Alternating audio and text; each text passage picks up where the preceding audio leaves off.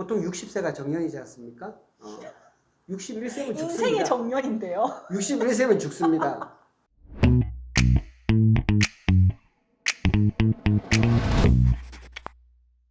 아직도 부모님들은 자녀분들을 의대에 갈 수 있으면 어떻게든 보내시려는 분들이 많은데요, 아직도. 맞죠. 네. 왜 그렇다고 생각을 하시는지, 또 의사의 관점에서 어떻게 보시는지도 좀 궁금합니다.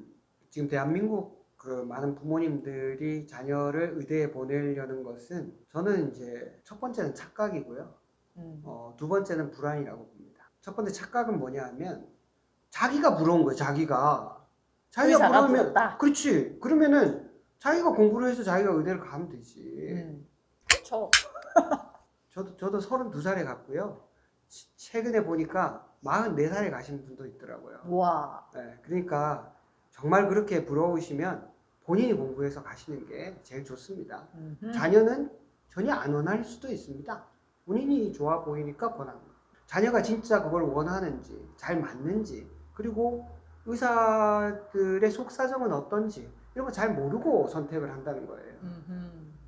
그러니까 첫 번째는 자기의 희망사항과 자녀의 희망사항을 착각하는 게 저는 제일 크다고 보고요. 네. 두 번째는 불안입니다. 불안. 대한민국이 굉장히 불안한 사회거든요. 누군가가 자꾸 불안을 부추겨요.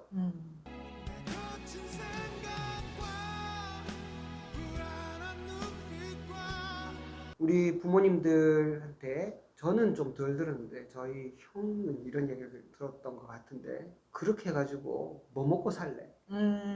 우리 부모님들한테 많이 들었죠. 듣죠? 많이 들었죠. 공부 못하면 너는 공장에 나가라. 이런 얘기 그렇죠, 많이 그렇죠, 들었죠. 그렇죠. 그러다가 밥이나 먹겠냐? 뭐 이렇게. 먹고 사는 문제로 되게 잔소리 그렇죠. 많이 하셨어요. 근데 그게 이해는 돼요. 이해는 되는 게 저희 부모님들은 전쟁을 겪은 세대잖아요. 실제로 그분들은 굶어 죽은 사람들이 주변에 있고 또 전쟁통에 실제로 전쟁에 희생되신 분도 있잖아요. 그리고 본인들도 배를 쫄쫄 골아가면서 굶어 본 경험이 있는 분이고 다 저기 봄에 그 보릿고개를 넘어왔던 기억이 있는 분들이니까 네. 우리 보고는 그렇게 얘기할 수 있죠. 그분들한테는 밥 먹는 것 자체가 중요하잖아요. 진짜 중요하고 생존하고 직결되는 문제니까 야 그러다가 밥 먹고 살겠냐 이게 엄청 위해주는 말이죠. 야 너 어떻게든 살아남아야 돼. 밥은 먹어야 돼. 이렇게 얘기하는 거나 마찬가지거든요. 근데 우리가 그런 얘기 듣는 건 괜찮은데 우리가 자녀들한테 그렇게 얘기할 수 있냐 이거예요. 지금 우리가 자녀들한테 야 너 그렇게 하다가 밥이나 먹겠어? 이렇게 얘기하면 정부가 다 먹여줍니다. 우리나라 지금 복지국가라서 안 굶어 죽어요. 옛날에는 먹고 사는 것이 진짜 문제인 시대였고요. 지금은 먹고 사는 것이 문제인 시대가 아닙니다. 어떻게 먹고 어떻게 살 거냐가 진짜 중요한 시대잖아요. 그런데 여전히 자녀들을 의대에 보내려는 부모님들의 머릿속에는 뭐가 있냐면 야, 이 불안한 세상 나는 조금 있으면 정년인데 나는 곧 잘릴 것 같은데 우리 애는 그러지 말아야지. 정년이 없는 직업이 없나? 의사. 정년이 없는 직업을 구해서 아이한테 딱 넘겨줘야 되겠다. 그러니까 의사가 최고야. 이렇게 하는 거죠. 근데 아까 보셨죠? 2000년도 그 조사이긴 하지만 보통 60세가 정년이지 않습니까? 61세면 죽습니다. 인생의 정년인데요. 61세면 죽습니다. 인생의 정년이잖아요. 요새는 조금 길어졌을지도 모르겠어요. 아무래도 조금 더 길어졌지 싶은데 그러니까 정년이 없는 직업을 선택하는 거 그거 좋은 일이긴 한데요. 그게 밥 굶을까 봐 해서는 어렵다는 거예요. 오히려 내가 나이가 들고 노년이 됐어도 누군가에게 의미 있는 일을 내가 계속할 수 있다. 이게 되게 중요하거든요. 밥을 먹는 힘보다 내가 의미 있다, 가치 있는 사람이다. 이런 느낌이 훨씬 살아가는데 힘이 됩니다. 밥은 뭐 햇반 돌려서 먹어도 돼요. 굳이 뭐 어디 뷔페 가서 안 먹어도 됩니다. 그런데 내가 하고 있는 일이 또 나라는 사람 자체가 누구에겐가 가치가 있다. 존재감이 있다. 나로 인해서 누군가가 혜택을 본다. 내가 이 사람에게 조금만 도와주면 이 사람 삶이 좋아질 수 있다. 이거는 엄청난 가치예요. 음.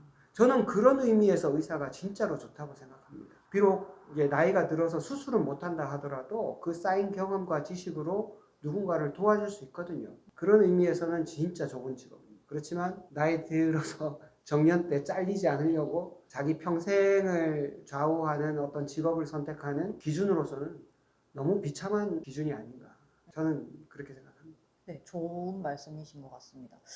의사에 대한 직업에 대해서 자녀의 장래를 고민하시는 부모님들도 한 번쯤은 좀 깊게 생각하셔야 할 부분이라고 생각을 해요. 의대 진학을 준비하고 계시는 뭐 학생분들이나 그분의 부모님들도 이 영상 한번 보시고 이 문제에 대해서 같이 한번 토의해 보시면 진짜 좋은 의미 있는 시간이 될 것 같습니다. 제가 마지막으로 이제 한 말씀 더 드리자면 의사가 되면 돈을 많이 번다? 우리 사회의 평균보다 적게 버는 건 아닙니다. 그런데 일반적으로 의대를 들어가서 요새는 재수가 굉장히 많거든요. 네. 의대가 고등학교 졸업하고 바로 들어가는 사람보다 재수, 삼수, 사수 뭐 굉장히 많습니다. 어쨌든 평균적으로 한 3수라고 치고요. 의대를 들어가서 11년의 과정을 거쳐서 남자 같으면 3년의 군복무를 거쳐서 의사가 됐다고 칩시다.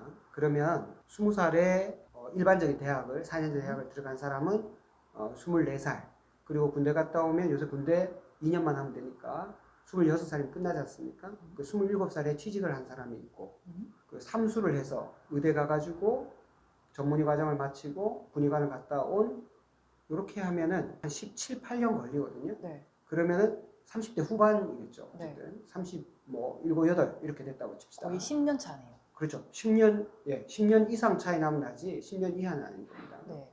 그러니까 이렇게 10년 이상 차이가 났다. 보통 지금 의대에 들어가려면 뭐 수능 성적 1% 아니니까 이런 사람이 뭐 다른 의대가 아닌 다른 일반 대학을 갔다 칩시다. 뭐 공대나 경영학과나 뭐 이런 어떤 일반 대학을 들어갔다고 칩시다. 그러면 그 대학에 들어가서 요새 한참 잘 나가는 우리나라의 뭐 IT 기업들 있죠. 삼성전자가 됐든 네이버나 카카오나 이런 데도 있고 금융회사 아니면 뭐 컨설팅 회사 뭐 이런 데를 들어갔다고 칩시다. 그러면 이 사람은 이제 27살부터 시작해서 이제 돈을 벌기 시작하죠. 지금 제가 말씀드린 이런 그 업종들은 처음 들어갈 때 거의 8천만 원에서 억대 연봉인 경우가 많습니다. 이런 사람들이 10년 지나잖아요. 거의 배로 뛰죠. 그러면은 커리어도 쌓이고 한 2억 정도의 연봉을 30대 후반에 받는다고 칩시다. 의사는 이때 가야 이제 돈을 벌기 시작하는 거예요. 그리고 이 사람들은 이렇게 10년 동안 모은 이걸 가지고 집도 사고 자기 나름대로의 삶도 즐기고 여행도 다니고 결혼도 하고. 근데 의사들은 이 기간 동안에 아까 얘기한 그런 과정을 거치는 겁니다. 거의 가운 입은 짐승처럼 살다가 바닥에서 자고 바닥에서 아무 데나 자빠져 자다가 짜장면 한번 먹어보려고 하면 다 짜장떡 나무젓가락 먹어야 되고 진짜 욕 듣고 슬프다. 네. 약간 슬프다. 어쨌든 이런 과정을 거쳐서 이제 전문의가 돼서 이제부터 시작하는 거예요. 개원을 하면은 그 사람의 능력에 따라서 천차만별입니다. 뭐 잘 될 수도 있고 망할 수도 있고. 근데 일반적으로 봉직을 하면 아까 얘기한 이 사람의 연봉보다 적을 가능성이 많아요. 연봉으로 치면 1억에서 2억 사이일 가능성이 많죠. 그러니까 기회비용 10년을 날렸잖아요. 네. 물론 이 10년을 나중에 이 사람이 정년이 끝났을 때 60이 넘어가지고 10년을 더 할 수도 있겠죠. 네. 보너스 타임으로 그렇죠. 10년을 더 벌었다. 그렇지. 그때 이제 힘들지만 기끗기끗한 나이에 이렇게 갑자기 할 수도 해서? 있죠. 남들 20대 하는 거를 60대 때 할 수도 있겠죠. 할 수도 있지만 단순 비교로 그냥 의사가 월급을 많이 번다 이런 시대는 좀 지나가는 것 같아요. 제가 봐서는 삶의 질을 더 중요하게 봐야 되고 네. 의사면 정년 없고 돈 많이 번다. 그러니까 의사 최고야. 이건 너무 단순한 생각입니다. 그리고 그런 목표를 가지고 아이를 의대를 보냈다. 이 아이가 의대를 가서 좋은 경험을 쌓아가지고 자기 나름대로의 어떤 생각을 가지면 참 좋지만 만약에 그 부모님의 생각이 그대로 애한테 대물림이 돼서 자기가 이제 의사가 됐어. 의사를 하면서 의사니까 뭐가 좋아? 정년이 없고 월급이 괜찮아요. 이가 무슨 뭔 개소리야! 혹시 이거 방송 들으시는 분들 이런 의사한테 진료를 받고 싶으십니까? 진짜 이건 진짜 아니죠. 이건 진짜 아닌 것 같습니다. 그래서 의사를 하려고 하시는 분이라도 내가 마지막 순간까지 가치 있는 사람으로 살다가 가고 싶다. 그거는 정말 좋은 장점인 것 같아요. 나이가 들고 이러면은 아무리 IT 업계라도 이 정보의 전환 속도가 워낙 빠르다 보니까 나이가 들면 못 따라갈 수도 있어요. 네. 근데 이건 그렇진 않거든요. 늘 환자들과 함께 살아오면서 쌓였던 그 경험은 새로운 지식이 더 얹혀지면 더 좋지만 그렇지 않다 하더라도 그것만 가지고도 가치 있는 일을 할 수가 있습니다. 충분히. 그러니까 의대를 진학을 목표로 하시는 분들, 진짜 의사가 되고 싶어 하시는 분들은 단순한 정년이 없다, 돈을 잘 번다. 실제 내용도 그렇지 않지만 좀 더 깊이 생각해보고 자기 평생을 후회하지 않는 그런 기준을 가지고 선택을 하시면 자기도 좋고 이 의사를 보는 환자도 좋은 의사 한 사람이 바로 서면 많은 환자가 정말 복을 받습니다. 환자를 일거리로만 생각하는 의사를 만나면 사람이 일거리로 전락합니다. 너무 비참하잖아요. 자칫 잘못하면 그렇게 될 수 있으니까 신중하고 깊이 있게 잘 선택을 하시면 좋겠습니다.